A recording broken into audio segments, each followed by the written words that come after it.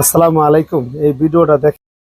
শপথ গ্রহণের সাথে সাথে বিএনপি সরকারের হিসাব নিকাশ এলোমেলো। দর্শক, বিএনপি কঠিন চাপের মধ্যে পড়েছে। জামাত খেলা জমিয়ে দিয়েছে। দেশ এক ভিন্ন পরিস্থিতির দিকে যেতে পারে, এক জটিল সাংবিধানিক সংকটের দিকে যেতে পারে, যেটা পুরো সরকারকে প্রশ্নবিদ্ধ করতে পারে। লেজিটিমেসি ক্রাইসিসে ভোগার প্রয়োজন হতে পারে। এমনকি অদূর ভবিষ্যতে কোর্টের কোনো রায় অথবা নানানভাবে ডক্টর ইউনূস সরকার থেকে শুরু করে পুরো বিএনপির এই নতুন সরকার বিরোধী দল সবাই প্রশ্নবিদ্ধ হতে পারে।